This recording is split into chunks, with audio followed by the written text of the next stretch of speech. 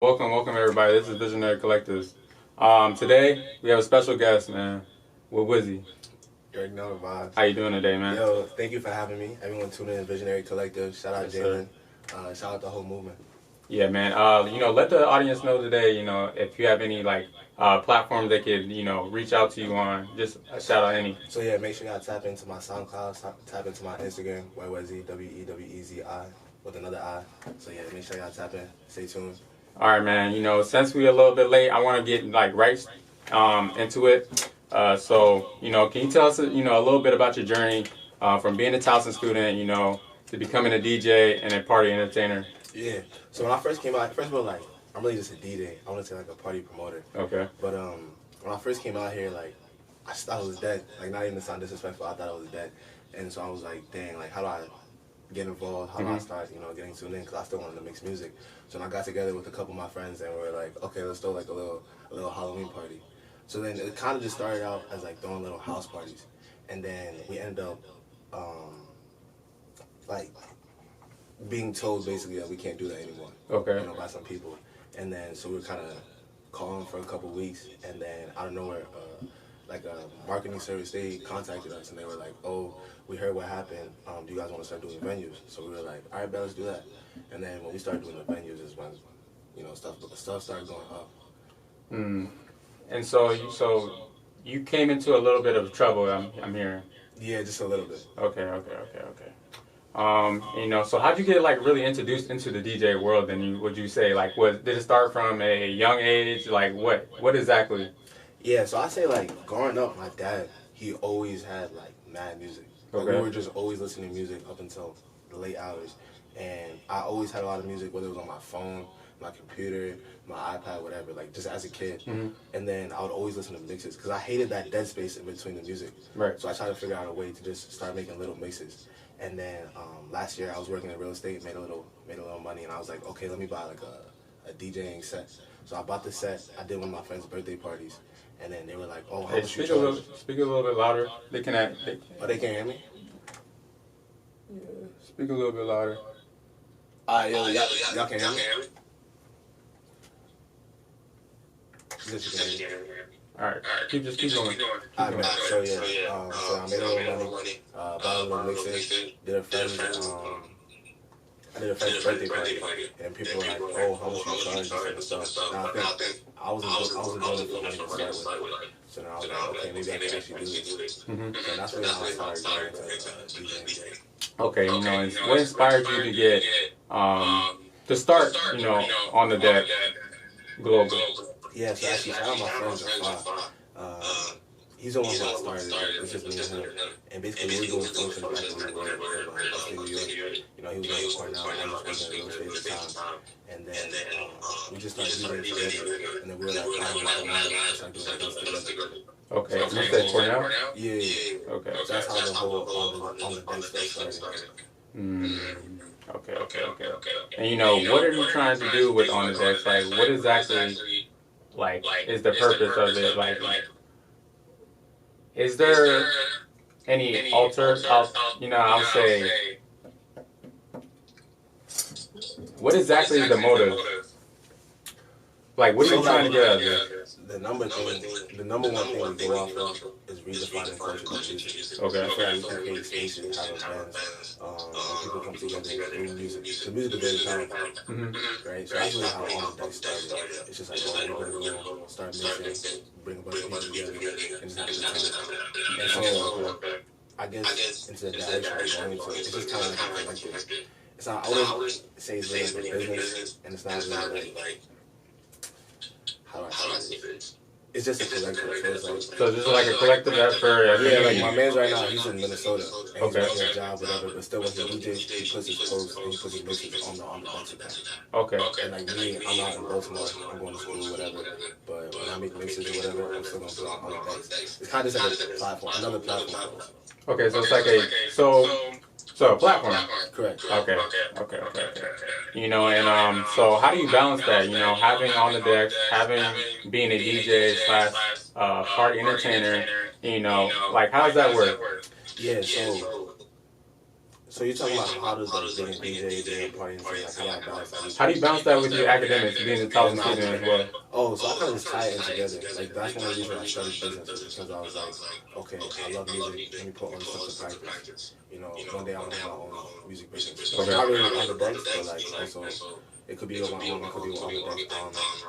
But yeah, so I was like, let me just put my passion in practice and study business so I can figure out how to get some money off of my passion. That's really how it all started. So I kind of used my passion to motivate going to school. Like, I make sure to put my classes in a certain time frame. So it's like, it's not too early, it's not too late. So I can wake up, do something, okay, go to class, eat, whatever, come back, break. You know what I'm saying? So I can still kind of just like go back and forth. So it's like a double trouble, like, you know, yeah, in both worlds, but I like that. I like that. You're in both worlds, but you know, it's like you have two personalities. So in day, you're like a superhero. Like Batman. Like Batman. I'm Bruce Wayne in the day. I'm Batman at night. I like that. I like that. And so what's really setting on the decks apart from, you know, all the other DJs or party entertainers right now? So I feel like we do a good job of, how do I say it? We bring a lot of cultures together. Okay. Like a lot of those events that we started off with, you had every race, everybody was there, and you hear music from every culture. I feel like a lot of promoters out here, and a lot of DJs, they're so stuck on one genre, one community, one culture. So it's like, we have a bigger picture. Does that make sense? So you're diverse. Diverse, yeah. Okay. And so do you bring in any like talent or bring in any skills? Like what certain team members are making this group like start to pop? Like what are y'all like? So who does this team consist of? It's just me and Jafar. Okay, so and what do you two bring to the table? We DJ. Exactly, but I know that both of y'all have two different, you know, personalities and two different skill sets. So, what exactly are you bringing? And like as the team, how yes. Okay, yeah, that's a great question. So, especially when we first started, I was more like a PR guy. Okay. I was very extroverted. While Jafar, he would handle like the hardware stuff. He would make sure we had the right equipment. In terms of DJing software, like, so basically they let me hold down some speakers. That's another. That's something else that helped us really start. My man, he gave me like a really expensive speaker system. He was like, yo, just do what you gotta do. So I was like, all right, bet. So, but besides that, Jafar took care of all the equipment, all like the websites and stuff like that, like the way you used to book appointments or whatever. That was Jafar. I was in charge of the PR and like just the relations. You know what I'm saying? Like establishing good clientele, going to talk to people, trying to put us out there and stuff like that. That was all I had. So you were the business end, and he was the tech end. Okay, yeah. I like that. And y'all are still doing this now. Yeah, except we're kind of far. Like he's in Minnesota, I'm in Baltimore. That's right. Like, it's deep. I like that. And you guys are very like organized and structured. Yeah. Okay. And so because you are in Baltimore area and he's in the Minnesota area, so how are you both, bringing? I would say. Bringing in viewers and bringing in the community of different spaces. Yeah, so basically what we do is everything goes to that on the Deck's Instagram. So it's like whenever he posts a mix, it'll be posted on other decks. Okay. So it's like the audience I have here or the audience I have back in upstate New York, or that we both had, they're still connected through social media. Does that make sense? So like you are one in a sense, but through Instagram. Right. Through social media. Got you. Through social media. I like that. And have you seen a difference between the two states? Like Minnesota and... Okay. Oh, I haven't been to Minnesota. I thought you were talking about... I've seen a big difference between New York and Maryland. Well, okay, yeah, you can talk about that as well. Yeah, New York, for example, like, we were in upstate. So it's like upstate, downstate is two different things, right? But I can tell you for New York, for example, the parties are just more diverse. Like, I feel like out here, it's a lot of hip-hop. Which is not a bad thing, but it's just a lot of hip-hop. There's not as much, like, Caribbean influence. Whereas in upstate New York, you're hearing music, you're hearing dembo, you're hearing reggae, you're hearing dancehall, you're hearing Afro beats, you're hearing compa, like you're just hearing mad different stuff. You gotta know all these different things. Does that make sense? Because so many different communities go to these functions. Whereas out here, it's like you're good just by knowing how to rap, you know, any kind of hip hop, and like a little bit of dancehall. Dancehall is the Jamaican. Okay. Jamaican music, yeah. And you said you feel that there's a lot of down here. There's a lot of just strictly hip hop. Like it's like and club beats. Like in New York, we didn't really listen to like club beats. And do you feel that you want to bring, being from upstate New York, down to Maryland, that sense of culture or diversity? Yeah. Because that's the only way I know how to DJ for it. It's not gonna be straight, you know. It's not gonna be that the whole night. You know what I'm saying? So that's why, and that kind of is what distinguishes my events from other party promoters, other DJs, other party entertainers, whatever you want to say. Because like, I know what I'm good at, I know what I know, and if you come here, you know what you get. Does that make sense? Yeah, it makes sense. Whereas like, other people, I feel like that's not the case. And so, what has been your best, I would say, set being as a DJ? Like, what has been your best memorable experience? My most memorable, so there's two. One of them was when I did, so we stayed in a spot called Ithaca, right? And there was it's called the Silent Disco. Okay. And like the whole city had popped up. My man said, yo, do you want to do this, third? I'm like, yeah, I'll do it. And then I just went there and it was like the whole city had popped up. So I'm just like, dang, like, it was surreal, for real. So that's memorable. But another memorable is shout out Ferris Place, shout out Costa, right? So we had this whole spot called Ferris Place where like, people used to just throw it out, throw functions. Right. And I remember for my boy's birthday, it was him and two other people's birthdays. The whole house was packed. You couldn't really move. And like it got so there were so many people and there was so much heat, let's just say. There's so much heat that the equipment stopped working. So like you had technical difficulty. Right, like but people wouldn't leave. Like, okay. It was like for some reason just the energy was still like. It was live. It was still live. Like for example, it was like one time, my RCA's they just stopped working because of the heat. They stopped working. So half of my speakers stopped working. Then at one point, because the way the controllers work, it's like pressure. So if it's humid, the water's gonna set on the deck, right? So it's gonna feel the pressure. So it's gonna start acting weird. So the mixer stopped working at one point. Then we went off the phone, trying to mix off the phone. Like it was just the whole night was just crazy, but it still worked out. We still were up until like 6 a.m. So that was probably the most memorable. And that's when I realized, okay, we can really do this. So you was doing problem solving thinking, like any critical thinking. So you were, because the equipment stopped working, you had to kind of figure out and find different ways to go about this and still promote the party and be a DJ at the same time. So I like that. I like that. I really do like that. And, you know, talking about experiences.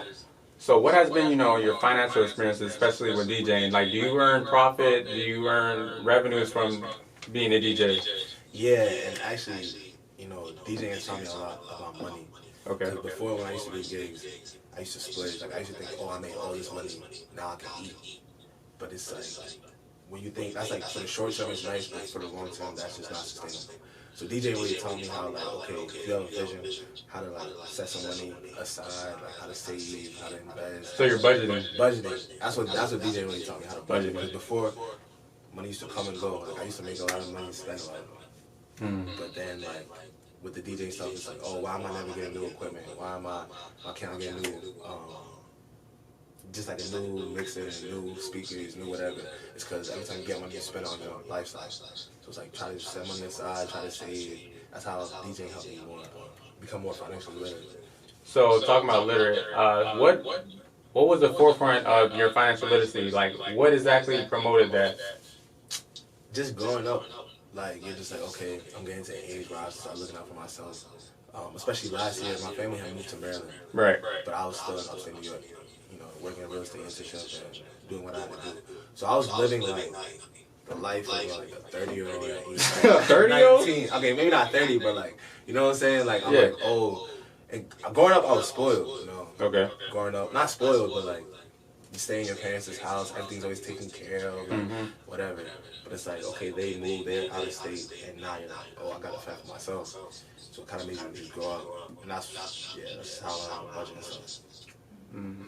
And so, you know, with learning, like, so I know you're learning in school, you know, business, correct? So are you taking any of those aspects and then bringing it into DJing? Yeah. So let's say marketing. So how are you putting yourself out there, like as a DJ? How are you marketing yourself into the world of, I guess you could say, party entertainment or just event, like event? You know. Yeah, that's actually a good question. So you speak of marketing. I remember that class I used to find mad boring. I took it last semester. I'm like, yo, marketing is mad boring. But then there was one class where we talked about segmentation.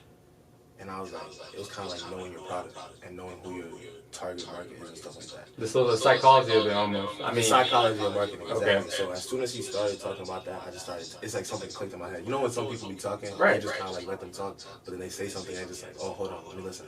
So when he started talking about like your target market segmentation and all that, I was like, oh yeah, so what is my product? Who is your target Who's audience? my target, yeah. And then I had to really think about my product, who am I targeting, and once I started thinking of that, I was like, okay, this is how I'm going to start making my mixes, how I'm going to start pushing my product. You know, me and Jafar started talking a lot. And then that only happened because of my class. I mean, maybe further down the line, I would have found it just scrolling on TikTok, being on Instagram. You know what I'm saying? But being in school, that's how it helped me. And just being in school also helped me because, like, you don't have to worry about a lot of things. Like, all I really have to worry about is just going to class and then just doing homework. But, like, you've been doing that since 5 years old. Like, it's really not that bad. But, like, yeah, and it also provides you, like, it helps with that target market. I've done a lot of events with the school, you know, shout out TLT, the lunch table, like, they've been putting me on, so it's just like, we even have an event tonight. You know what I'm saying? The Rep Your Flag. Rep Your Flag, right? So, just getting more into it with the school, trying to be more out there than just going to class, that's really it. Okay, and you know, so talking about, you know, you are on Towson University. So how has Towson helped you? I guess if they haven't, that's okay. But how have they helped you promote these events onto the campus and to the students here? So I would say the only relation I have with Towson University in terms of my events is the lunch team. They've put me on, like TLT. They've put me on mad different events and whatever. We even got mad future events. So just by doing that, and then like. Being in Baltimore, me and my friends, shout out to Luz, Jesse, Moses, we started studying Off the Wall. Off the Wall. Right, so I told you earlier, that's the only way I've been put on by the university, if that makes sense. Right. Okay. And then, this is in the Baltimore area. Where exactly have you promoted any events? It's really just... You know, uptown. Like venues. So do you have to rent out venues and buy venues? Like what is that? So the people we were working with, they settled all that. Okay. They were part of it. You feel me? They settled all that. So the only thing we were in charge of was just throwing the actual event. Okay. So there was no money involved with, you know, getting these events, getting these venues open. It was just strictly like they already had it for you. I mean, yeah, there was money involved, but it was like so how do I say this? There's different departments in the operation, if that makes sense. Okay. You know what I'm saying? So there was money involved, stuff got covered, but that wasn't directly our responsibility. Our responsibility was, you know, throwing the event and bringing it in, you know? That makes sense. Okay. And, you know, so talking about, you know, you talked about Rep Your Flag with Tiger Thursdays. So what exactly is going to be going on? It's today, correct? Yeah, today. So what exactly are you going to be doing, being a DJ here today at Tiger Thursdays, Rep Your Flag? So... Just doing what I always do. I just have a mix representing all the cultures. Everybody who had a flag, they're going to get shouted out. Their culture's going to be represented. Okay. And so I don't want to, you know, spoil anything, but what exact beats or exact is there like a playlist that you already have set up or like Yeah, there's like a already. Well, it's not really a playlist because that's the thing about DJing, and that's what separates a lot of DJs. There's DJs who go into a studio like this, do the whole mix, edit the thing, then when they get on stage, hit one button, and then kind of do the theatrics. But I'm not really. I don't really associate with that because a big part of DJing is reading the room. You can't really read a room. It's just yourself or it's two people in there, right? So we have these things called crates. Crates is just storage. Like you know how like when you're moving, you have crates like in a warehouse. You know, crates, right? So we have the same philosophy, except we just put a lot of music in it. You know what I'm saying? So I put a lot of music in this one crate. Dancehall, Afro beats, soca, all of that. So it's like whatever I'm feeling, I'm just playing. and so you're basically almost making it like on the set, like you're just doing everything. There's no like pre-recording. Nah, no pre-recording. Okay, I like that. And so do you feel like so what is your drive when you're going about that? Like, is it any anxiety or any stress factors when being on that stage DJing in front of all those people, but it's no pre-recording, correct? You're doing that from scratch. Yeah. So how's that? Like, what emotions that bring you out? I would say what? Like what goes through my mind? Yes. Before the set. Or in the set as well. All right, so I'll give you the before, during, and after. This is not my profession, so I don't really stress. It's all a passion. It's all a hobby. It's all fun. Like this is just what I do on the side. Okay. Does that make sense? So it's like when I'm done with classes, when you go to work, whatever, I come home. Instead of playing, I used to play a lot of video games. So instead of playing video games, I'm not just DJ. So it's not really like a stress because I just put in a lot of practice. Okay. Does that make sense? There's times though when like I start DJing and my head will get down, and then like I look up, like I'll start the event, maybe like 10 people. I'm like, all right, let me just start rocking. 20, 30 minutes goes by, I look up, 100, 200 people, and I didn't even notice. So in that exact moment, it's kind of like a little like, whoa, like, you know what I'm saying? You get a little shocked, but then you're just like, all right, now it's time to really cook. Okay. And then so actually you just start to get going. And when you're reading the room, what exactly do you mean by that? Can you like define exactly reading the room when you? Yeah. So let's say you play a song, right? You play a song by Nicki Minaj, and like it gets a good response. You know that okay, I can take. You already know the popular songs from like Nicki, right? So you're like, okay, I got a lot of Nicki fans in here. So if my shit, I don't remember if my stuff ever gets, you know what I'm saying? Mm-hmm. I can just go back to that. And then I can use her. If she has a song, like Nicki's a good example because she has a lot of she has songs with rap, but she also has songs with like Afrobeat artists or Caribbean artists. So if you want to transition out of that, you just play a song with one of those artists, and then you can go into that next genre. If that makes sense. So when I say reading the room, it's like knowing what artists hit, what time periods hit, what sounds hit, and how to go into another sound using that sound. Does that make sense? It makes sense. Yeah. I like it. And so keep talking about, the genres and reading the room. So I know you have another upcoming collaboration, which is called PG versus Baltimore. Yeah. So what exactly how are you going through this when doing different genres? So let's say the TLT now, right? What are you bringing in from there, and then what are you bringing into the PG versus Baltimore? Like what types of genres of music? So I'm just now starting to get like in tune with PG and Baltimore music, right? Probably since it's been the last couple months. So yeah, I'm just listening to a whole bunch of music, figuring out which ones are the hits, which ones flop. And so it's the verses of that you're talking about. So I'm just take the top 5 PG songs, top 5 Baltimore songs, and the ones that I mess with the most. And then we're just gonna have a verse and see how people mess with them. And it's only you. Yeah, it's just me DJing. Well, but it's with TLT though. TLT. It's with TLT. Okay. But yeah, I'm DJing. And so, is there any set mindset going into this, like? Just like. Honestly, every set I have, every time I DJ, it's just to enjoy it. Like, every set, every event is going to be different.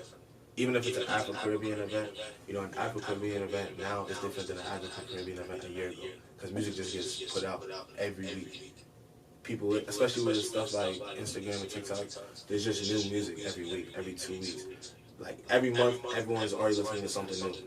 So it's like that's why, you know, just having fun with it, trying to learn about music, trying to learn what music people like, and just trying to put together a crate, trying to put together a mix that people mess with. And talking about evolving, so I know you have a lot of collaborations with TLT. So are you trying to expand, like, you know, off the wall, or just you and personally? Are you trying to expand into different ventures or different countries, DJing? Like, you know, so I know someone, Uncle Waffles, correct? Yeah. She's a up and coming DJ in the Afro world on piano. I'm a piano. So would you want to be like her or be in a different lane? But like exactly how are you evolving? My ultimate goal is to be able to be financially stable and DJ at the same time. So wherever that takes me is wherever that takes me. That's why I'm now going to school and DJing. That's why it works. But it's like when I graduate, you're gonna have to reevaluate. Okay, how much money is DJing bringing in? Do I start producing? Do I start? You know what I'm saying? There's a lot of factors go into that. But ideally, of course, I'm trying to travel the world and just DJ and just, you know what I'm saying? Not have to work no type of job. And just that is my passion is my source of income. So in the ideal world, yes, traveling the world, DJing, listening to music, doing all that. I like that. And so what exact branch are you in under the business world? Like, is it economics or like? Yeah, so I was studying investments and securities, but I just switched, literally like earlier this week, switched into economics. Economics? Yeah. Mm-hmm. And I know I've heard you are in TU Investment Group, correct? Correct. Yeah. And you are a analyst. Yeah, I'm an equity. Spring 2024 analyst. Yeah. And so how's that working?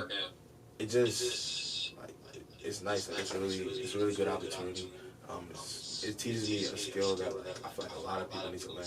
Like when you're an analyst, it just teaches you a lot about personal finance. You know how to look at money, especially when you're someone who potentially wants to run their own business. Correct. You know what I'm saying? So just learning these skills early while you're still in college, it's just a good opportunity. I just have it's only once a week too, every Thursday. So it's not like it's a big time commitment.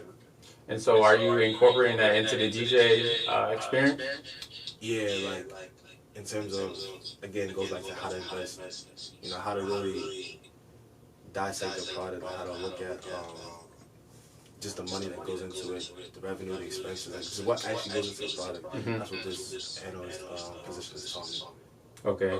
And what are your top tips, I would say, for what everything you've learned from analyst role to being a DJ to going to all these gigs? What is exactly like? What can you tell people? Like tell people that want to get into this line of business. It's a long game. Like don't think just because you're doing it you're not gonna blow in 5 months. You're not gonna blow in a year. You know what I'm saying? And you're gonna take a lot of L's. Financially, you're gonna take a lot of L's, especially when you start out. Like, you know, I was lucky enough to have someone who looked out for me and was like, "Yo, you can hold down my speaker system." But that speaker system, the whole set, it was like 4 different speakers. That whole set was probably like $3,000, $4,000. And at the time, I did not have $3,000, $4,000 since we spent on some speakers. So if you're someone who's just trying to start off scratch, you're gonna suffer a lot financially. But it just depends on your passion, the vision that you have and what you're doing. And so, being that your vision is being a DJ and slash, you know, I guess getting money, you know, being a businessman. Yeah. And you're incorporating these ideas and these new ventures and these new creativity, like anything you're creating as your own. And but talking about the long-term game, you think that people just need to have patience? Yeah. Like realistically, all the money that you make from your passion, you shouldn't touch until, like, at least me, for example, all the money I make, it's gonna go back into, you know, equipment, branding, something to do with that product. But besides that, I'm not gonna touch it personally until after college. Gotcha. Does that make sense? Like, I'm not gonna, okay, if I'm thinking about getting a car, some clothes, whatever, if I'm making enough money with my passion, I might take a little bit from that. Okay. Like, I get a crib, whatever. But until I graduate college, I'm not touching the money I make from music until, unless it's on equipment. Gotcha. Or branding. All right, and we're gonna go to a break. It's gonna be like 1 to 2 minutes. We are here at XCSR Towson Student Radio. This is Visionary Collective. See you soon. All right, hello. This is XCSR's Towson Student Radio Visionary Collective, and we are back from ad break and so I want to talk about your ventures and your motivations and your creativity. So what really motivates you to continue pursuing despite some of the challenges that you've had or any hardships? So what motivates me to keep going is the fact that I've seen successes from it. Does that make sense? Mm-hmm. So it's like you're not defined by one loss. I've definitely taken a lot of L's. Or I definitely took a lot of L's. Okay. I try to start up or whatever. But at the end of the day, I remember like, this is something that's always on my mind. This is one of my passions. It's just about discipline. It's just about sticking through. You know what I'm saying? Okay. So that's just what keeps me going. So it's the discipline. Yeah, it's just knowing that although usually you question something in times of loss. You're never gonna question it when you're winning. Like, oh, I don't like this. Or, oh, is this really for me? Like most of the time that doesn't happen. It happens when you suffer a loss. So now just think about, oh no, I remember. Think about what it's done for you. Think about where you see yourself going with it. And once you start thinking about those things, it's pretty hard to quit. So losses. So would you say that the benefits are outweighing the losses right now? Then? Yeah, for sure. Okay. And you just talked about switching the majors, or is it switching the track? Concentration. And so, in that line of like in the world, I know there's a lot of tracks. There's a lot of concentrations. There is marketing, economics, and then statistics and. This is marketing, economics, leadership and management, like business analytics, there's finance, there's international relations. Mm-hmm. I say investments. Investments. Trying to think. Those are the 6 that come to my mind. And so why did you change? Just because investments wasn't really for me. Like I saw the career path down the line and I was just like, okay, the same job. It basically came down to IB. I'm most definitely not going into IB. IB, yeah. Like, first of all, it's very competitive to get in. Second of all, it's just not even my passion. Like, the amount of work you gotta put in is it really gonna be worth it? So I was like, once I thought about that, then I was like, okay, I like economics still, though. I like business. So let me just study that. It's a little, I don't want to say less competitive, but it's a little more, it's even a little more diverse. You can get a lot of jobs with the econ degree. Yeah. I actually like econ. I'm taking economics right now. And so have you seen that economics aspect into the DJing world? Like, have you seen any, I guess, real world problems? Economics in the DJing world. Because I know there's a lot of financial markets and, seeing like if there's like a spike or there's a drop in like, let's say music. Because I know that some people, let's say Chris Brown drops the album right now and then there's like a peak. There's a peak and then it drops at a certain point. So have you is there any like insight into that game? Is there like a game to that, like that marketing or? Yeah. So I guess, okay, the econ in terms of DJing, it goes back to your target market. So you have to go to different clubs, you have to go to different events and see what people are playing. And you have to see what tunes are really pop, like what really hits. Mm-hmm. And then after understanding that, then you got to implement that into your game. Does that make sense? Yeah, it makes sense. And you also have to be on like social medias, TikTok, Instagram, and not just scrolling and looking at memes, but actually just like, okay, what sounds are hot right now, or who's about to drop. You have to stay in tune with other DJs. You have to see what. That's really where my game comes from. I just listen to so many other people's mixes, and I'm like, okay, let me see the critiques they're getting. Okay, how can I have my own spin on this? How can I implement my own game? Because you also have to be your own person. So yeah, just understanding target market, understanding what's popping and what's not, and how to implement that into your game. I guess that's like the econ that goes behind DJing. And who are you exactly listening to right now? Who are you extracting? What music are you extracting right now? In terms of just artists, right, not DJs? Correct. I listen to a lot of like Burna Boy, J Hus. I listen to a lot of like Pop Can, Valiant, Alkaline. Mm-hmm. So I'm hearing a lot of Afro artists. So Yeah, have you, Caribbean, yeah. have you ventured into different routes? Like I know there's Brazilian, there's like Japanese, there's all these different like. So would you want to incorporate that into your, or would you just want to stick with Afro world, the Afro world? Yeah, I know J Hus is. I know he's from like he's like an England guy or like yeah, he's from UK. Yeah. But that's not really like that's like still Western world. Yeah, so okay, that's actually a good question. I would definitely do it for like, I would definitely play around with it, like play around with like some Japanese music, some Brazilian. Hey, I mean, I'm just like just for fun, and then like maybe drop a couple of mixes, see the response that you get. You know what I'm saying? Like, I might actually do that. But in terms of like doing an event, I don't think I'll. Because you target audience. Yeah, I don't think I'll drop a Japanese song. But you could change the game though. Like think about it, you could. I could. Who knows? You'd be the first person that drop a set with some dude from Brazil named Jao Paul or something. I don't know. Like, you know what I'm saying? Like, but that's how it works in that world, in that line of business. Like you gotta be creative. You gotta figure out things. Like it's like try different things. Try different sets. I don't know. Like Yeah, type. That's how it works. I feel you. Who knows? Yo, tonight I might play some. Like they might like it. Naruto theme song. I don't know. Who knows? Hey, I don't know about like Naruto, but Fairy Tail. But never okay. Someone's gonna like it and someone's gonna hate it. That's all I gotta say. Yeah. I like that. So like, there's always gonna be someone that's never gonna like whatever you're doing, and there's always gonna be someone that does. Yeah. So actually, going back to what you said about like the emotions you have throughout the set.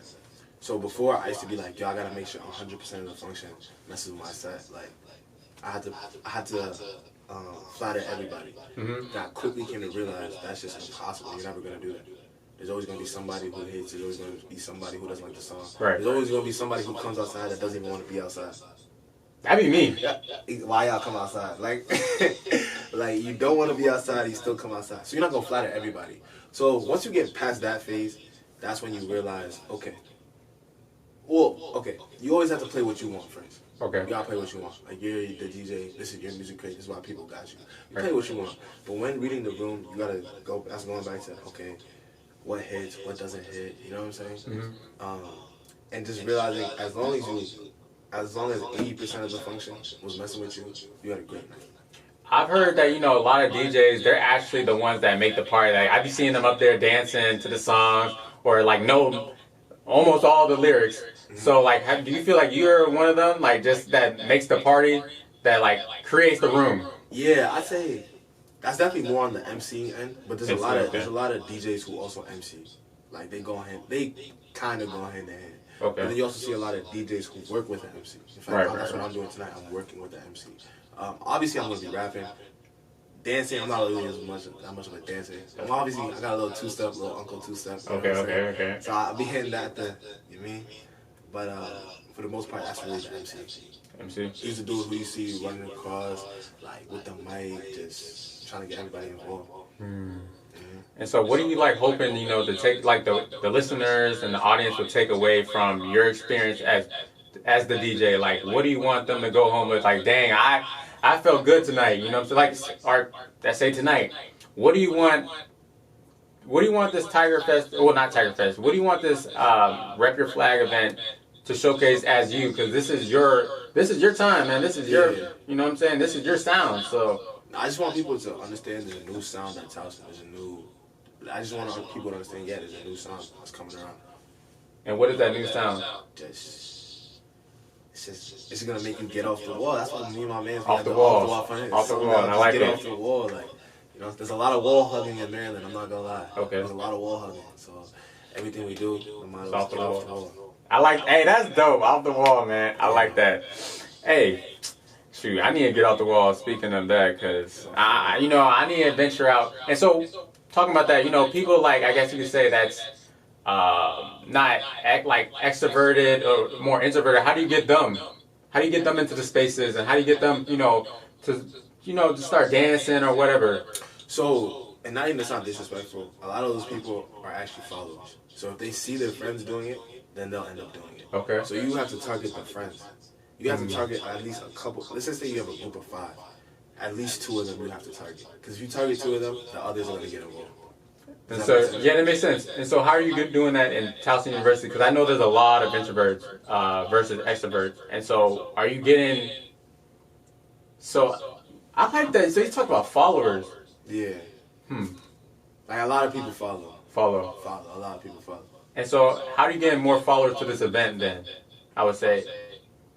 Well, stuff spreads like a wildfire here. Like if you hear of an event, it's gonna be a good showing. I haven't been to a function yet where there hasn't been that many people. Like, you know what I'm saying? So people are gonna go. Now, in terms of interacting, that goes down to, first of all, your mix has to be that. You have to incorporate a lot of things. You have to be very upbeat. You have to incorporate a lot of energy. Yeah. Right. And you have to play the songs that people know. After that responsibility is taken care of, it just comes down to have friends, like who's in the group, just reading the room and who's actually being active. Because once someone does some nutty stuff, everybody's gonna just draw their attention to that. And that's also why the MC is so important. Because the MC, he'll talk on the mic, he'll try. That's why he has a microphone. His voice has to be louder than everybody else. Okay, and who exactly is for the audience? Who exactly are usually in these rooms? So like who are the people? So I know it's the DJ, the MC. Who else? Who's in terms of leaderships and like who is creating this organizations and like Yeah. So are you talking about in terms of tonight? Or sure, and just overall. In general, there's so many different teams and parties that go together to make an event go. We'll take for tonight, for example. Okay. TLT, this is a TLT event. They're the ones who've been promoting it. Obviously, I've been reposting and stuff. Yeah. But it doesn't really count as part of TLT. So they're the ones who deal with the venue. Making sure to get the space, making sure to promote the stuff. TLT actually has its own PR team. You know what I'm saying? Yeah. So they're the ones who market the whole thing. Now me, I'm the one who provides the entertainment. Okay. I go get the speakers, get my mixer, make the crates, get the music, do all that stuff. As well as I have someone who's coming to MC. But that's just something that's like a school event and something that's calm.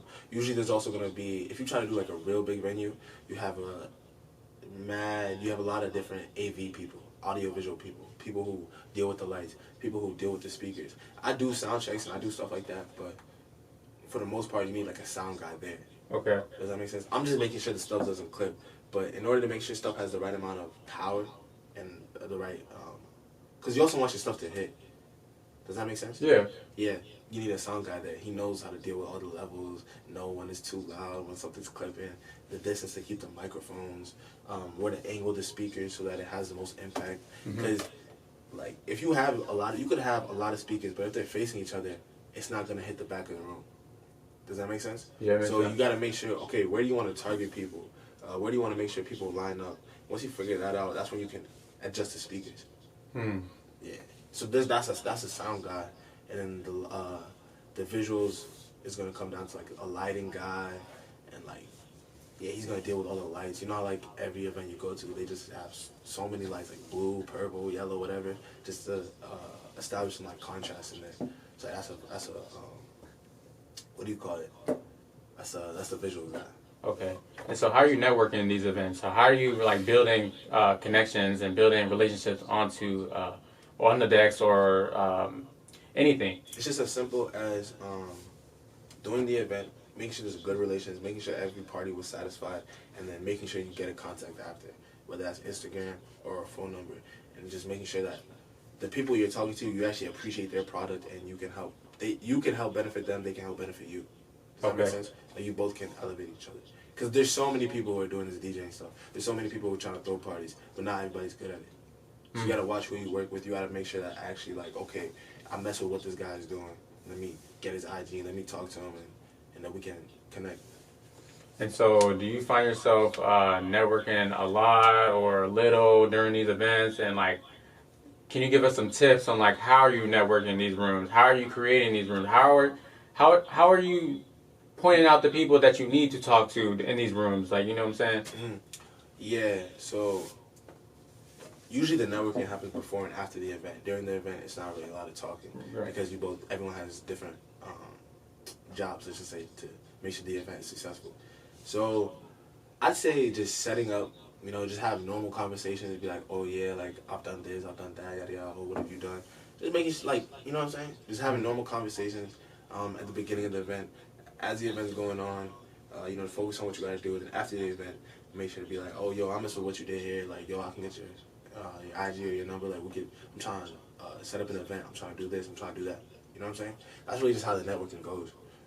And so it's like, are you getting a strong connection out of this, or is it just like a business thing? It's just like, all right, me and you know each other on a business level, but not on a emotional or psychological level. Yeah, I'd say most of the time it's just business. It's strictly because business? I have like a, yeah.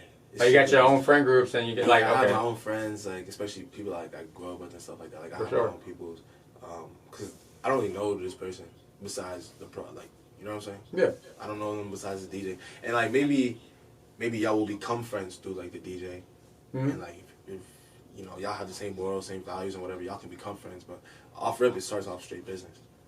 I like that. Strictly business, man. Yeah, Hey, strictly business. Straight business. But so how do you evaluate, the strictly business people and then people that you want to make your, I guess you can quote unquote friends? Or there has to be something outside of the product. Does that make sense? So it's like, I don't only hit you up to just mix. Or I don't only hit you up to just to do an event or whatever. It's like, oh, we go hoop. Oh, we might be in the same class. Oh, we go to the same spot, like the same function together, and like just on some non-business stuff. Okay. That's when you start realizing, okay, this person could be my friend. And so, do you think there's an in between like factor, like you can have that middle ground, like that friend that just like you can do strictly business and recreational, or? I say for the most part, like, I mean, everyone's different. Mm-hmm. Me, for example, the older I get, the more I'm realizing I'm not really trying to have like a lot of friends. That's for sure. You know what I'm saying? So it's just like after like y'all do the event and you guys, stay with the business side. Yeah, there could be like an in between where like just to make sure y'all still on good terms. Like y'all hit each other up like once in a while, whatever. Just do something that takes your mind away from the business side of things. Mm-hmm. Like y'all go hoop, y'all go do whatever. But so yeah, I'll say there is an in between. Okay. And so how are you setting yourself up for, professionalism? So what are you bringing to the table that just like brings that aura, like, all right, this is strict, like we need to do this, and this, or just trying to bring a environment, I would say. Mm-hmm. Just having meetings, like, and meetings not like just at a random store or something, but like actually having like a conference room or like whatever, having a meeting, providing a document. Like me, all the off the wall members, whenever we had meetings with people, there was always a document. There's always documentation, and we always discussed a vision that we had. So talking about vision, so what exactly going on in these like conferences? Like, what are y'all creating? Like, what do you guys? So is it like a meeting where it's just like you guys are feeding off of each other, or is it a meeting where like you're confrontational? Like, what exactly? No, it's never confrontation. It's always just the meeting is just you have a group of creatives trying to produce a product. So everyone just throws their 2 cents in. Everyone just expresses what's on their mind. Hopefully by the end of the meeting, y'all get a product. Does that make sense? Yeah, it makes sense. Yeah. Okay. And so I like that. So, but it's like role playing. So like play a role. So are you playing, like, do you see that in that world of DJing, like playing a role? Yeah, I mean, I wouldn't use the term role playing. I would say more like being a team member. Does that make sense? We all have a team. We all are part of a team. But in a sense, that is role playing because you play your role. Like everybody has their certain role, and I'm not playing like, and I'm not talking about fairy tale. I'm talking about like role playing. Like he got a certain role. This is how you make a team. This is how you make it work. You have a sound guy. You have an engineer. You have a DJ. You have a MC. Like, you know what I'm saying? Like yeah. Like role. You play your role, and everybody. That's how the team levels up. That's how you get to the next level. Exactly. But also, there's no unless y'all are part of the same group, there's no role playing. It's not. I wouldn't say that. I would say there's no like. It's not like you always have to work with that person. Does that make sense? Yeah. Like if you have a certain project, right? y'all come together for, the week or 2 weeks to make sure that event happens. And then after that event, if you want to do another a collaboration, that's cool. That's the term we use, collaboration. I feel like that has to be expressed. You're not delegated or you're not restricted to anybody to only work with one certain person. If y'all are doing business and like everything's going good, then by all means keep it going forth. But you know what I'm saying? Okay, I like that. I feel like there's a lot of people. I feel like there's a lot of people out here who they just like. They'll be. I feel like there's a lot of people out there who they feel like just because they worked with you one time, they saw the market that you have. Y'all always gotta work together, and that's just not the case. Or like you're obligated to them. Yeah, I like that. Not obligated. It's Okay. like, bro, we did an event together. We did that one event. Cool. I got my own thing. You got your own thing. That's why I saw. There's so many different factors. Like, I didn't know I was gonna leave upstate New York. Right. You know what I'm saying? So now I left.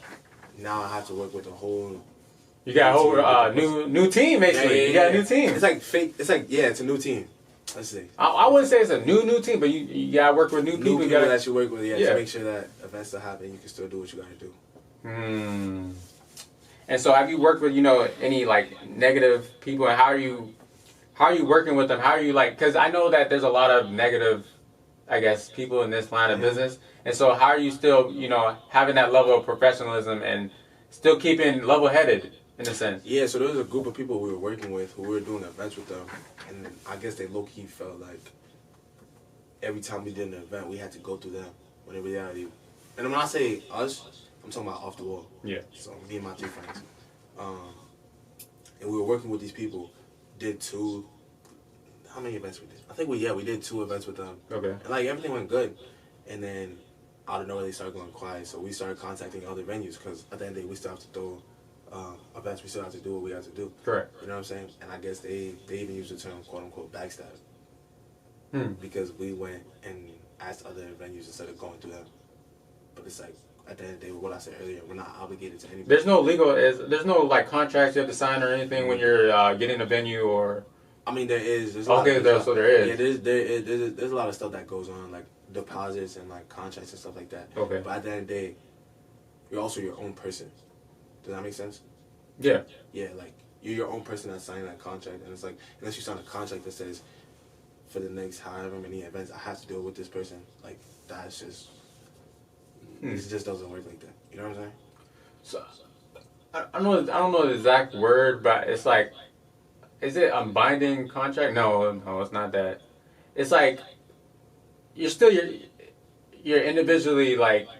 You can have but you can't. You're not binded to a contract in a sense. Yeah. It's not like I'm a. I don't know the word, but I know exactly what you're talking about. No, I know exactly what you're talking about. Yeah, this is not like sports. This is not.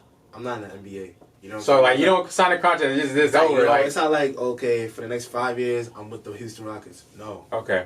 It's like this game I'm gonna play with the Rockets. This game I'm gonna play with the Knicks. This game I'm gonna play with the Lakers. Like at the end of the day I'm just a basketball player. You know what I'm saying? Like it's like that's why it's not really like sports.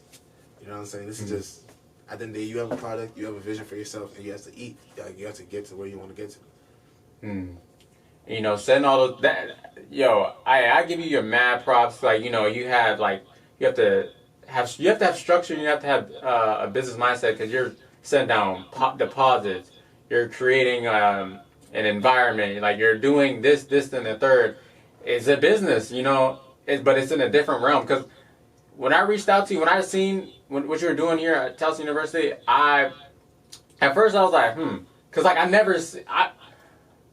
coming from, I wasn't sheltered, but I never seen the line of like DJing, and like how much goes into it. Yeah, that's what people kind of don't realize. At all. People just think like. Actually, I don't even know what people think of like DJing anymore. I feel like people just think, oh, just a guy playing music. But at the end of the day, like, you're in charge of all the equipment.